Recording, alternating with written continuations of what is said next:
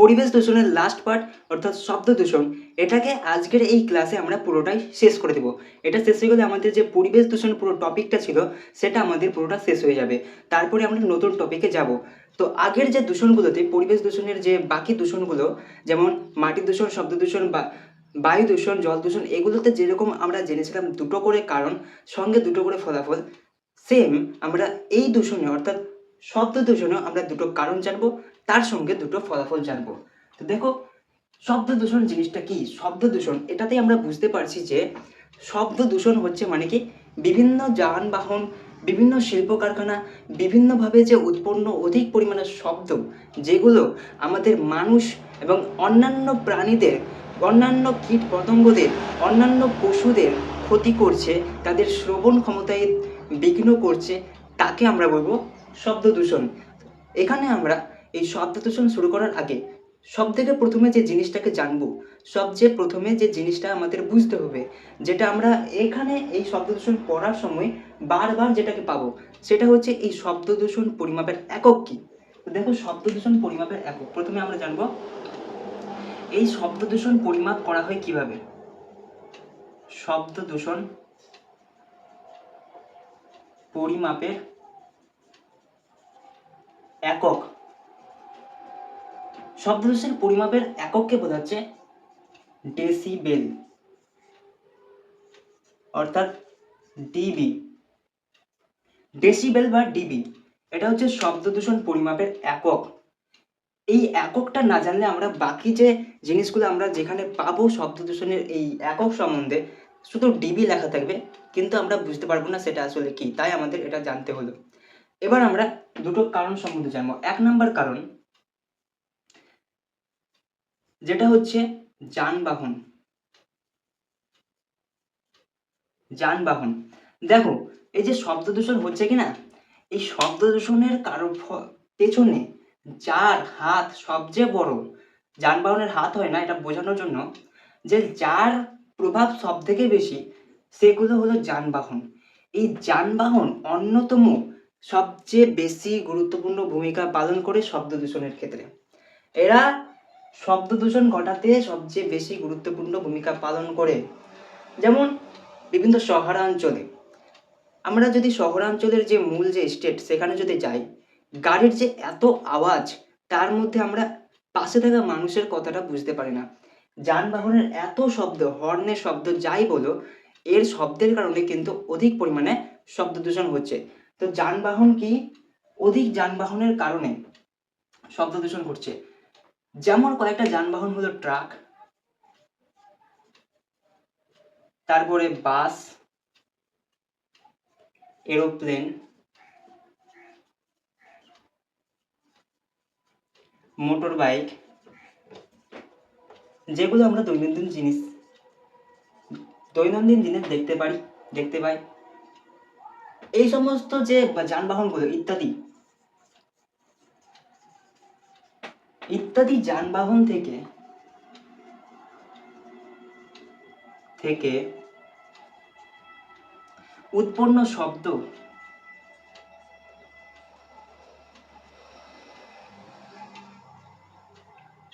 দূষণ ঘটায়। উৎপন্ন শব্দ কি করে? এরা শব্দ দূষণ ঘটায়। যেমন আমরা দৈনন্দিন দিনে যত ধরনের যানবাহন দেখতে পাই, তারা কিন্তু শব্দ দূষণ ঘটায়। বিশেষ করে যখন আমরা এরোপ্লেনকে উড়তে দেখি, যখন এরোপ্লেনটা নিচ থেকে ওপরে যায় তখনও অধিক পরিমাণে শব্দ হয়, আবার যখন সে ওপর থেকে নিচে ল্যান্ড করে তখনও অধিক পরিমাণে শব্দ হয়। ট্রাক, বাস, এই সমস্ত যে যানবাহনগুলো, এদের যে মোটরের যে আওয়াজ, এদের ইঞ্জিনের যে অধিক পরিমাণে আওয়াজ হয়, সেগুলো কিন্তু অধিক শব্দ তৈরি করে শহরাঞ্চলে, গ্রামাঞ্চলে। এগুলোর ফলে শব্দ দূষণ ঘটে। এবার যে পর্ষদ থাকে শব্দ দূষণ নিয়ন্ত্রণ করে, যারা শব্দ দূষণ সম্বন্ধে যারা খোঁজ রাখে, তাদেরকে বলছি আমরা সিপিসিবি, অর্থাৎ কেন্দ্রীয় দূষণ নিয়ন্ত্রণ পর্ষদ। কেন্দ্রীয়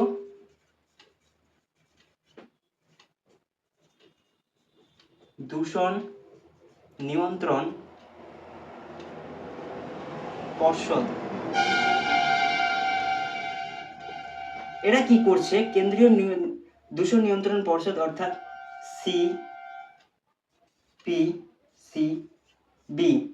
central pollution control board, central pollution control board, এদের মতানুযায়ী পর্ষদ এর মতানুযায়ী পর্ষদের নির্ধারণ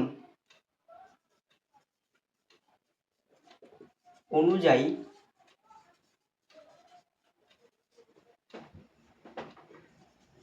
যানবাহন থেকে উৎপন্ন শব্দের পরিমাণ হচ্ছে 70 ডিবি। যানবাহন থেকে উৎপন্ন শব্দ দূষণ এর পরিমাণ 70 ডিবি। এই যে দেখো 70 ডিবি, এখানে ডিবি শব্দটা পেলাম অর্থাৎ ডেসিমাল। এই যে শব্দ দূষণের পরিমাণ, পরিমাপের একক। কি বলছে? কেন্দ্রীয় দূষণ নিয়ন্ত্রণ পর্ষদ, আমাদের ভারতের যে কেন্দ্রীয় দূষণ নিয়ন্ত্রণ পর্ষদ অর্থাৎ সেন্ট্রাল পলিউশন কন্ট্রোল বোর্ড, এদের নির্ধারণ অনুযায়ী যানবাহন থেকে কতটা পরিমাণে দূষণ হচ্ছে? যানবাহন থেকে প্রায় 70 ডিবি বা 70 ডেসিমাল পরিমাণে যানবাহন থেকে কি হচ্ছে? শব্দ দূষণ হচ্ছে। শব্দ দূষণ হচ্ছে 70 ডিবি পরিমাণে যানবাহন থেকে। কারা এটা নির্ধারণ করেছে? কেন্দ্রীয় দূষণ নিয়ন্ত্রণ পর্ষদ, যারা এই ব্যাপারে খেয়াল রাখেন, তারা এই সংখ্যাটা দিয়েছেন। কিন্তু বিশেষ করে এই সংখ্যা থেকে আরও বেশি যেগুলো বড় শহরাঞ্চল আছে, সেই শহরাঞ্চলগুলোতে এই সংখ্যা থেকে আরও বেশি পরিমাণে শব্দ দূষণ ঘটে। তো 1 নম্বর কারণ হলো আমাদের যানবাহন। 2 নম্বর আরও বড় একটা কারণ হলো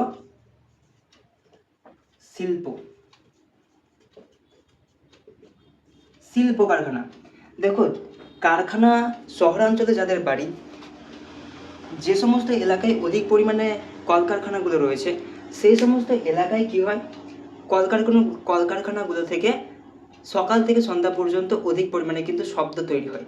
এবার যে শব্দটা তৈরি হচ্ছে সেটা তো এক জায়গায় থেমে থাকছে না, শুধুমাত্র সেই কলকারখানায় থেমে থাকছে না, সেটা আশেপাশের যে যত বড় এলাকা আছে সমস্ত এলাকাতে সেটা ছড়াচ্ছে এবং সেখানে শব্দ দূষণ ঘটাচ্ছে।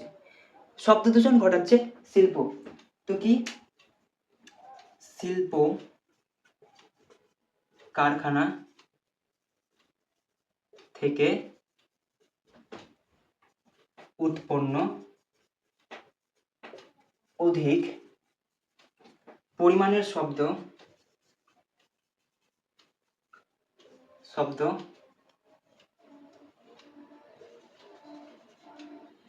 দূষণ ঘটায়।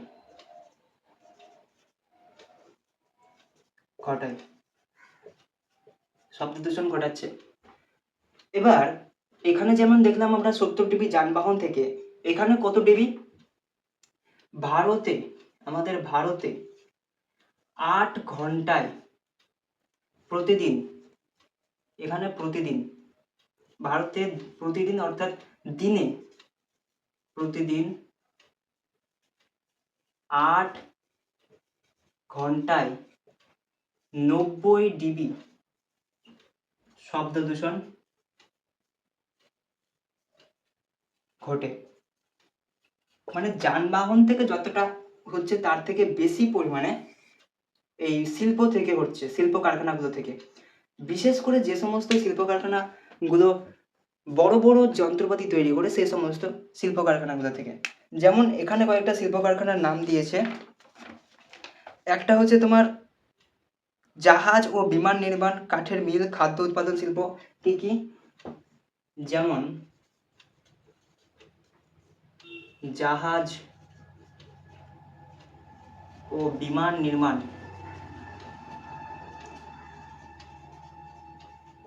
তারপরে কাঠের মিল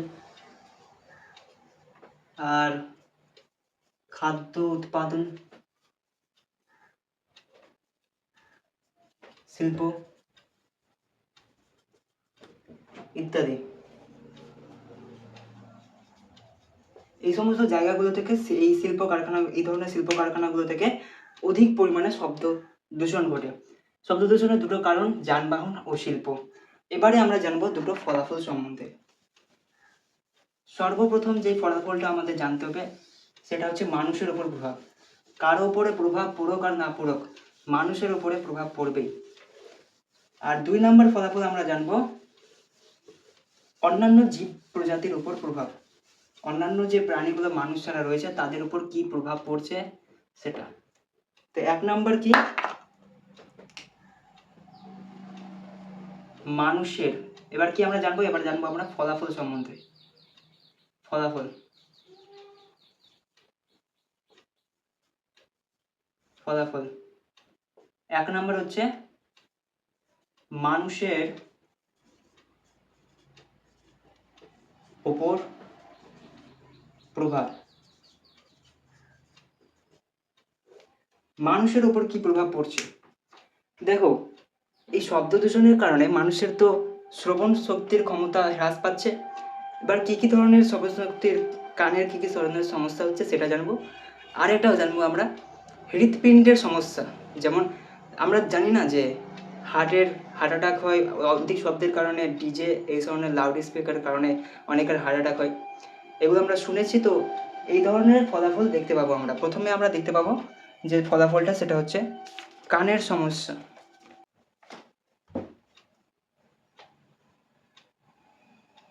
1 নম্বর হচ্ছে কানের ওপর প্রভাব।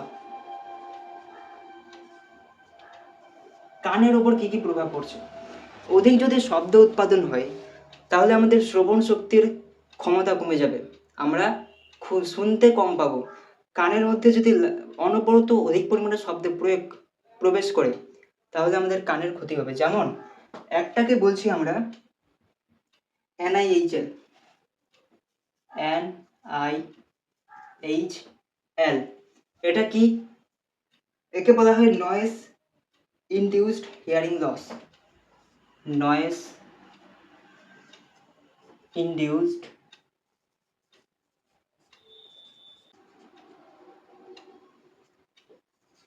Hearing loss. এটা কি ধরনের সমস্যা? কানের মধ্যে যে শুনতে কম পাওয়ার সমস্যা দেখা যায়, কানের মধ্যে শুনতে, কানের শ্রবণ ক্ষমতা, কানের শ্রবণ ক্ষমতা কমে যায়,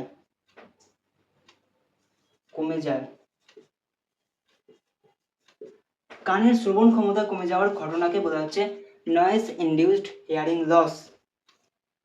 দীর্ঘদিন ধরে উচ্চ তীব্রতার শব্দ শুনলে অন্তঃকর্ণের অর্গান অফ কর্টি এর রোমকোষ ক্ষতিগ্রস্ত হয়। এতে কি হয়? অন্তঃকর্ণের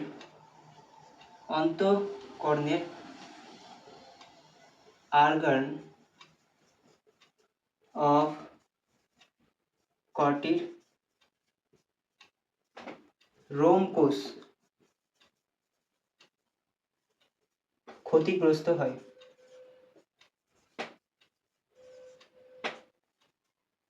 রোমকোষ ক্ষতিগ্রস্ত হয়, একেই বলছি আমরা কানের যে শুনতে কম পাওয়ার রোগটা, তাকে বলছে। এ ধরনের কি কি রোগ দেখা যায়? প্রথম 1 নম্বর বলছে উচ্চ প্রাবল্যের শব্দ এককালীন হঠাৎ শুনলে অন্তঃকর্ণের ককলিয়া অংশের স্থায়ীভাবে শ্রবণ ক্ষমতা নষ্ট হয়। 1 নম্বর অন্তঃকর্ণের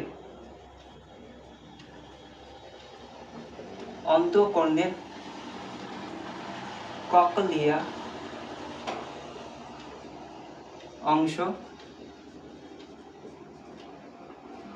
অংশের ক্ষতি, একে বলছি আমরা কানের উপর প্রভাব। 1 নম্বর। আর কি? আর দেখা যায় তোমার সাধারণ শব্দের থেকে উচ্চ প্রাবল্যের শব্দ হঠাৎ শুনলে এই ধরনের ক্ষতি দেখা যায়। সাধারণ শব্দের থেকে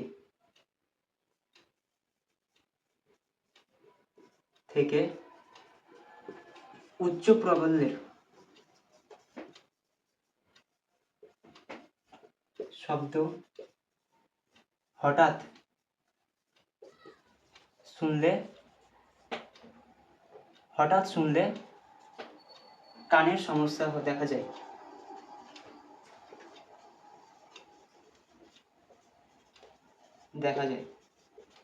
এই ধরনের সমস্যাগুলো দেখা যায়।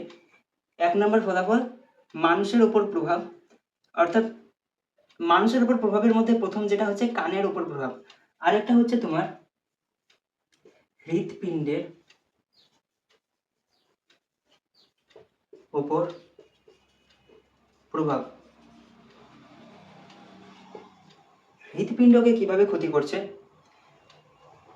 উচ্চ প্রাবল্যের শব্দ যদি হঠাৎ শোনা হয়, কোথাও একটা রোগী আছে, হার্ট অ্যাটাকের রোগী আছে, এবার তার আশেপাশে কোথাও অনেক জোরে সাউন্ড হচ্ছে, এবার সে যদি লাগাতার অনবরত যদি সেই সাউন্ডটাকে শোনে, তাহলে তার হার্ট অ্যাটাক হওয়ার সম্ভাবনা বেড়ে যায়। তো হৃৎপিণ্ডে হার্ট অ্যাটাক হয়, একে বলছি আমরা হৃৎপিণ্ডের যে সমস্যা, এই ধরনের সমস্যাগুলো দেখা যায়। এবার এই হৃৎপিণ্ডের মানুষের উপর প্রভাব ছাড়া আরেকটা আমাদের যে প্রভাব জানবো, সেটা হচ্ছে অন্যান্য জীবের উপর প্রভাব। আরেকটা কি? অন্যান্য জীবের উপর প্রভাব। অন্যান্য জীব বলতে তোমার বোঝাবে কীট পতঙ্গ, পাখি, বনের যে পশুগুলো, তারা, এই ধরনের পশুগুলোর উপর। 2 নম্বর কি আমাদের? অন্যান্য যে সমস্ত জীব রয়েছে, অন্যান্য প্রাণী, এদের উপর প্রভাব। 2 নম্বর অন্যান্য প্রাণীর উপর প্রভাব। অন্যান্য প্রাণী কি কি? বিভিন্ন ধরনের যে পতঙ্গ, কীটপতঙ্গগুলো রয়েছে, তাদের উপর এই প্রভাব দেখা যায়। মানুষের উপর তো প্রভাব পড়ছেই, তার পাশাপাশি যে অন্যান্য ছোট ছোট কীটপতঙ্গগুলো রয়েছে, তারা অধিক শব্দে বাঁচতে পারে না। অধিক শব্দে তাদের কি কি সমস্যা দেখা যায়? এখানে বলছে বধিরতা। 1 নম্বর হচ্ছে বধিরতা, অর্থাৎ বধিরতা মানে শুনতে, বা এখানে আমি বলে দিতে পারি কানের সমস্যা। কানের সমস্যা যেভাবে মানুষের ক্ষেত্রে অধিক পরিমাণে যদি শব্দ দূষণের কারণে অধিক শব্দ যদি অনবরত শোনা হয়, তাহলে কি হচ্ছে? শুনতে কম পাওয়া, শ্রবণ ক্ষমতা কমে যাচ্ছে, সেভাবে এদেরও বধিরতা অর্থাৎ কানের সমস্যা হয়। আর কি দেখা যাচ্ছে? এদের দেখা যাচ্ছে আরো প্রজননে বাধা।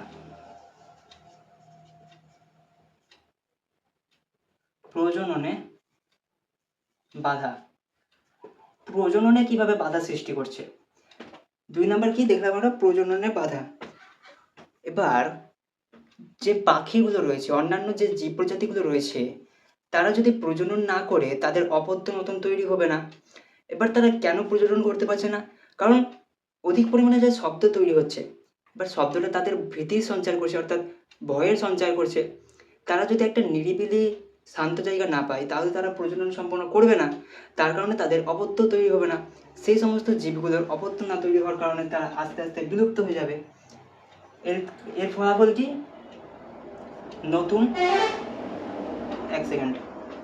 নতুন অপত্য তৈরি হতে পারবে না। প্রজননে যদি বাধা হয়, নতুন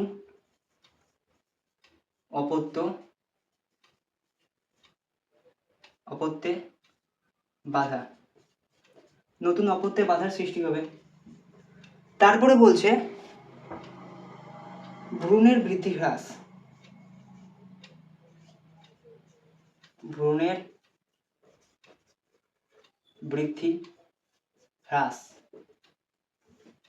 বৃদ্ধি হ্রাস, এটাতে বলছে তোমার যে ইঁদুরের ক্ষেত্রে দেখা যায়। এটা কাদের ক্ষেত্রে দেখা যায়? এটা দেখা যায় ইঁদুরের ক্ষেত্রে।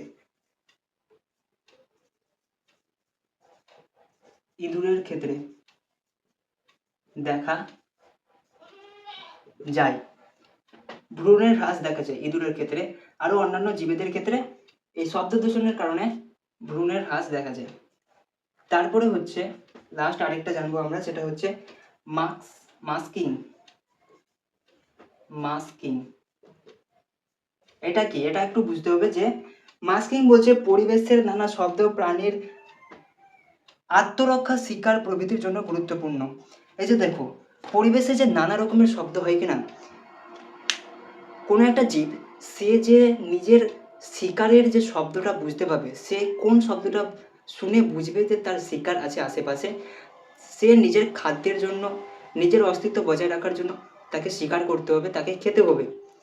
এবার কোনো একটা নির্দিষ্ট শব্দ শুনে তারা তাদের শিকার কাজ চালিয়ে যায়, তারা শিকার করে। এবারে যদি অধিক পরিমাণে শব্দ দূষণ ঘটে, তাহলে তারা যে শব্দ দূষণের আওয়াজ আর তাদের যে শিকারের শব্দ, সেটা কিন্তু গুলিয়ে যাবে।